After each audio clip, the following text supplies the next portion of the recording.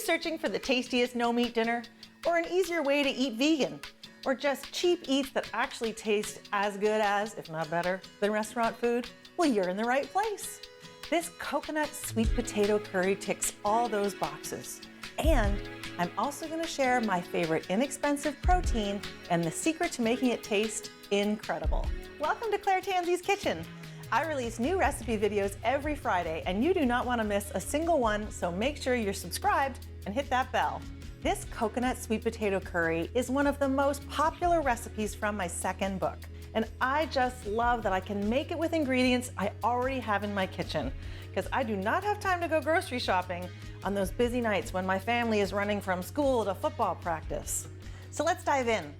This curry is based on red lentils and sweet potatoes. After that, I just need to add a whole bunch of different dried spices, some coconut milk, and we're good to go. The lentils in this recipe are called red lentils, but the truth is, I think they're really more orange. And when you cook them up, they're kind of yellow. So this is what they look like when you buy them in the store. So I'm gonna measure 1.5 cups of red lentils into my biggest soup pot. And these don't need to be rinsed or washed or anything like that. I'm just going to add them straight in to my big pot. Next up, let's get some sweet potatoes in there. I want to peel these and then just cut them into big chunks so that they will cook a little bit more quickly.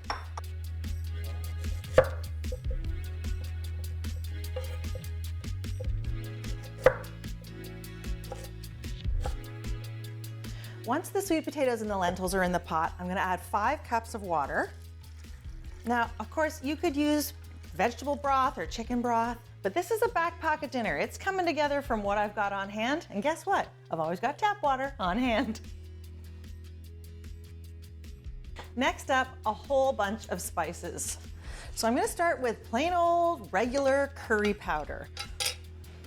I love this, and I use this in all kinds of different dishes. So this calls for quite a bit of curry powder, a whole tablespoon. Next up is dried ginger.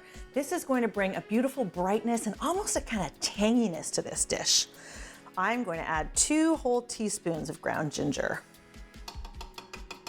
To play with the beautiful orange colors that are already happening in this gorgeous curry, I'm going to amp it up with some turmeric, a teaspoon of turmeric.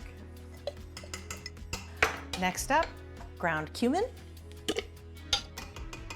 A little pinch of cinnamon is such a little secret ingredient here. It kind of makes this curry just have a, I don't know, some kind of little bit of magic to it. It's my magic dust. Finally, if you like your curries to be a little bit on the spicy side, feel free to add chili flakes or even just some cayenne powder. But if that's not what does it for you, then feel free to skip it. I'm gonna just add a little bit, for just a little touch, what I like to call sexy tickle. Just one more ingredient, and in fact, it's my secret ingredient. It's salt. Now listen, I love red lentils. They are my favorite long-lasting, inexpensive protein, so versatile, so delicious, but you've got to be generous with the salt. Lentils are greedy for it. I'm gonna put a whole 1.5 teaspoons into this pot. What's your take on lentils? Do you love them? Do you hate them? Are they new to you? Let me know in the comments below. Now, all I need to do is bring this to a boil, cover it, and let it simmer until everything is tender. This has been simmering for about ½ an hour, so I'm just gonna stick a knife into one of the sweet potatoes to make sure it's nice and tender. Oh, fabulously tender. Look at that. Now you can puree this if you prefer your curry to be totally smooth, or just leave it chunky. All I have to add is some coconut milk and fresh lime juice. Now this is full fat coconut milk. Always use full fat. It has the most flavor and it is the best.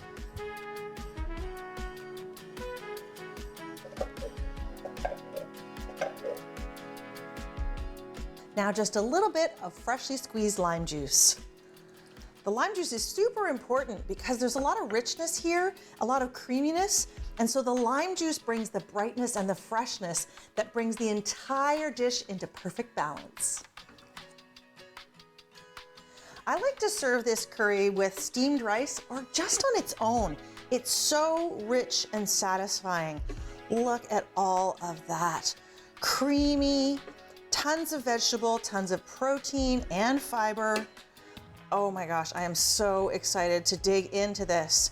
Of course, to me, every bowl of curry needs a good handful of fresh cilantro on top, so I will do that. Optional, don't worry if you hate it.